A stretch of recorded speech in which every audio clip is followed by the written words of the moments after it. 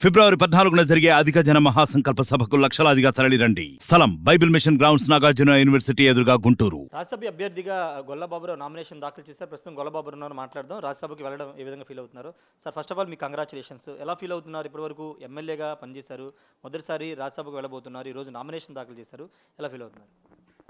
నిజంగా నేను ఒక రవ్వ ఆశ్చర్యంగా ఫీల్ అవుతున్నాను, ఒక రవ్వ చాలా ఒక గర్వంగా ఫీల్ అవుతున్నాను. ఎందుకంటే గౌరవ ముఖ్యమంత్రి గారు ఏ పని చేసినా ఒక చరిత్ర, ఏ పని చేసినా ఒక విప్లవం.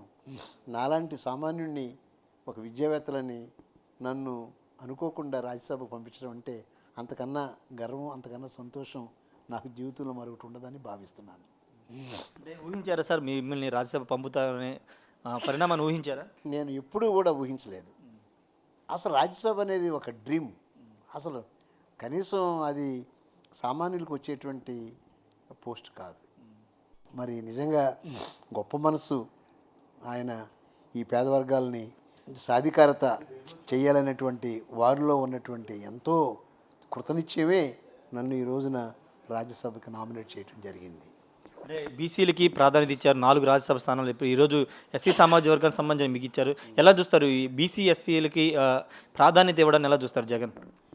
నేను ఒకటే చెప్తాను, ఏ దేవుడు ఆ జగన్మోహన్ రెడ్డి గారి మధ్యలోకి వెళ్ళి నిజంగా సామాజికంగా, ఆర్థికంగా, రాజకీయంగా వెనుకబడినటువంటి బీసీలు, ఎస్సీలు, ఎస్టీలు, మైనారిటీల్ని సమసమాజం వైపు నడిపించాలనేటువంటి ఒక గొప్ప ఆశయం ఆయనకు రావటం అనేది సంథింగ్ ఎక్స్ట్రాడినరీ.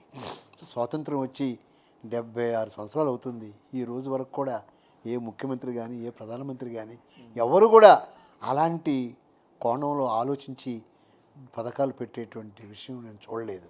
నేను కూడా చాలా చదువుకున్నాను. రాష్ట్ర ప్రభుత్వంలో 25 ఇయర్స్ నేను ఆఫీసర్గా పనిచేశాను, స్టేట్ లెవెల్లో పనిచేశాను. ఇలాంటి ముఖ్యమంత్రి 3-4 సార్లు కానీ ముఖ్యమంత్రి అయితే ఈ రాష్ట్రం ఏ దిశకెళ్తుందో, ఎంత ఎత్తు ఎదుగుతుందో, ఈ యొక్క బలహీన వర్గాలు, సామాజిక వర్గాలు అందరూ కూడా అనేక రంగాల్లో ఎంత పైకి వెళ్తారో మనమే వేచి చూద్దాం.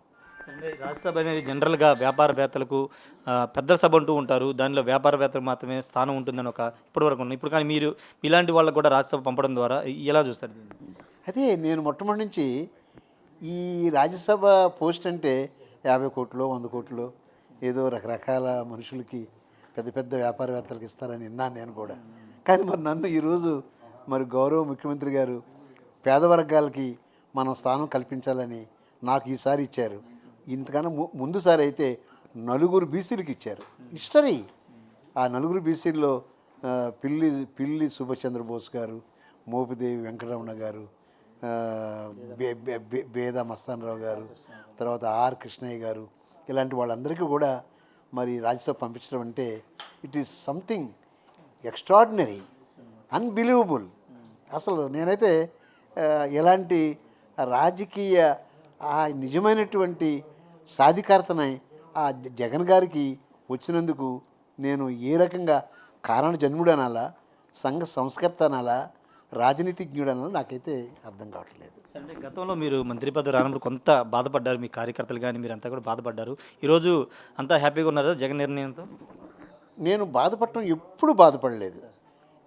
నాకు మంత్రి పదవి రాలేనంత మాత్రంలో నేనేం బాధపడలేదు.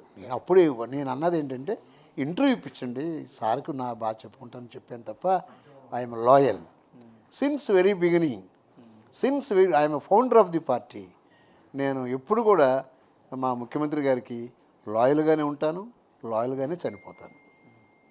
ఫైనల్గా ముఖ్యమంత్రి పదే ఒక మాట చెప్తున్నారు, ప్రజలకు వెళ్ళి చెప్పండి, మనం ఏం చేసామో చెప్పమని చెప్తున్నారు. ఈరోజు మీకు ఒక బాధ్యత, రాజ్యసభ సభ్యుడిగా మీకు అవకాశం ఇచ్చారు. మీరు ప్రజలకు వెళ్ళి ముఖ్యమంత్రి చేస్తున్న పాలన కానీ సంక్షేమాన్ని వివరించబోతున్నారు.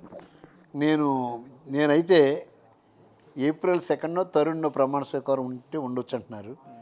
ఆ ప్రమాణ స్వీకారం అయిన తర్వాత నిజంగా అంటే నాకు ఇటు వెస్ట్ గోదావరి, ఈస్ట్ గోదావరి, విశాఖపట్నం, అలాగే విజయనగరం, శ్రీకాకుళం జిల్లాలు, మా నార్త్ కోస్టల్ డిస్ట్రిక్ట్స్ అన్నీ కూడా తిరిగి ఈ యొక్క జగన్మోహన్ రెడ్డి గారు చేస్తున్నటువంటి విప్లవాత్మకమైనటువంటి చరిత్రాత్మకమైనటువంటి ఈ యొక్క పథకాలు వీటి గురించి తిరిగి చెప్పటమే నా ముందున్నటువంటి ఛాలెంజ్.